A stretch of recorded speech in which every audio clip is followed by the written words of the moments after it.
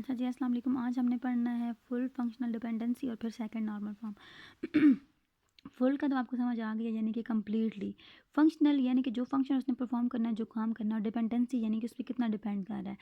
तो इसमें जो हमारे पास मेन प्राइमरी की होती है ना, ठीक है, और उसके आगे तो दूसरी कीज़ आ रही होती हैं।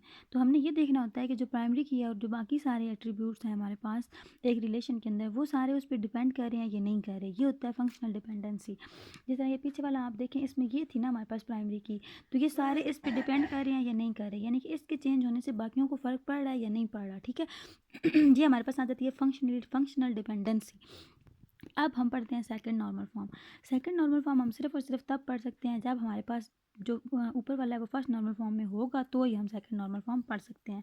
तो सेकंड नॉर्मल फॉर्म अब हम पढ़ने लगे हैं, और एक रिलेशन को हम सेकंड नॉर्मल फॉर्म में तब भी कर सकते हैं जब वो ऑलरेडी फर्स्ट नॉर्मल फॉर्म में होगा। फर्स्ट नॉर्मल फॉर्म में हमने क्या किया था कि हमने जो उनके थे हमारे पास जो रोज़ थी, उनको हमने मतलब जो ज़्यादा थी, एक ही रो के अंदर मल्टीपल डेटा डुप्लीकेट हो रहा था, उसको हमने सिंगल रो में चेंज किया था। अब हम पढ़ने लगे हैं second normal form. Second normal form में हमने क्या पढ़ना है, if it is in first normal form. एक रिलेशन सेकंड नॉर्मल फॉर्म में उस वक्त ही आ सकता है जब वो फर्स्ट नॉर्मल फॉर्म में हो।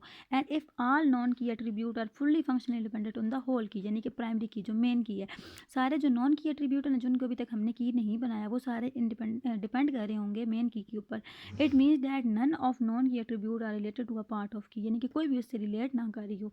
फिर क्या होता है, the above relation in first normal form has some attributes which are not depending on the whole primary की।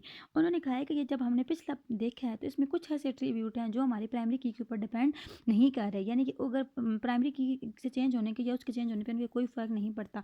लाइक अकाउंटेंट नेम है, ठीक है, जिस तरह अली है, ठीक है। अब अकाउंटेंट नेम है, अगर अकाउंटेंट नेम यहाँ से चेंज भी हो या अदर प्राइमरी की हमारे पास चेंज भी हो जाती है, नंबर चेंज भी हो जाता है अकाउंटेंट नंबर, लेकिन नेम से तो उसका डेटा मतलब है ना, वो तो उस पर डिपेंड नहीं कर रहा। नेम तो उसका अली है, जब अली निकालेंगे तो ज़ाहिर उसके आगे सारी डेटा वगैरह निकल आएगा, यानी कि ये अकाउंटेंट नंबर के ऊपर डिपेंड नहीं कर रहा। इस तरह और कुछ हैं, जिस तरह उन्होंने कहा अकाउंटेंट एज है and group information is determined by accountant number and it is not dependent on skill. तो कुछ चीज़ें ऐसी हैं जो एक दूसरे के ऊपर डिपेंड नहीं कर रही, जैसे स्किल है, ठीक है, वो उसके ऊपर डिपेंड नहीं कर रही, अकाउंटेंट नंबर के ऊपर डिपेंड नहीं कर रही। The following relation can be created in which all attributes are fully dependent on primary key. अब हमने एक ऐसा रिलेशन बनाना है, यानी कि रिलेशन को दूसरा नाम क्या होता है, हमारे पास टेबल होता है, यानी कि हमने एक ऐसा टेबल बनाना है जिसके ऊपर सारे किसके ऊपर डिपेंड कर रहे हो, हमारे पास प्राइमरी की के ऊपर सारी चीज़ें डिपेंड कर रही होंगी। अब ये देखें, अब बेशक हमें 2-3 रिलेशन और बनाने पड़ जाएंगे, यानी कि हमने यहाँ पे 3 टेबल बनाए हैं, 1, 2 और 3।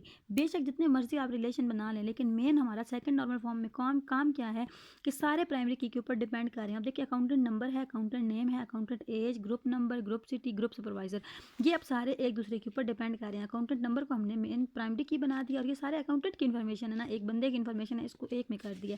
अब जैसे ना स्किल उसके ऊपर डिपेंड नहीं कर रही थी, इसलिए हमने इसको बाय निकाल लिया, दूसरा टेबल बना लिया। स्किल नंबर बना दिया एक, और स्किल कैटेगरी, यानी कि इस नंबर पे जो नंबर है वो उसकी ये स्किल कैटेगरी है, इसको हमने सेकंड नॉर्मल फॉर्म का नाम दे दिया।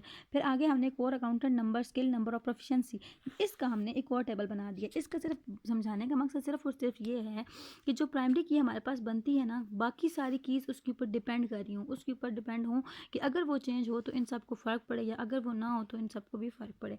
अब यहाँ और ये सबका एक दूसरे में, अब अगर इसको उधर भी घुसा देते हैं स्किल्स को, तो इसका कोई उधर मकसद नहीं बनता। हमने जो मेन थे ना, यानी कि जो रिलेटेड एट्रीब्यूट्स थे उनका एक कॉलम बना दिया, रिलेटेड एट्रीब्यूट्स का ये कॉलम बना दिया, और ये सारे रिलेटेड थे इनका एक कॉलम बना दिया। तो ये सारा अब डाटा हमारा किस पे आ गया है, हमारे पास इसमें कोई जो सारे हैं वो किस पे फंक्शनली डिपेंडेंट कर रहे हैं, प्राइमरी की के ऊपर डिपेंडेंट कर रहे हैं। यानी कि हमने क्या देखना है कि जो चीज़ें आपस में रिलेटेड हैं उनका अलग अलग टेबल बना देना, उनको निकाल देना, ताकि वो अपनी प्राइमरी की के ऊपर डिपेंड कर रहे हों, कि हमें पता हो कि ये इनकी प्राइमरी की है, जब हमने इसको चेंज करना है तो बाकियों को फ़र्क नहीं पड़ेगा। तो ये हमारे पास आ जाता है सेकंड नॉर्मल फॉर्म, ठीक है।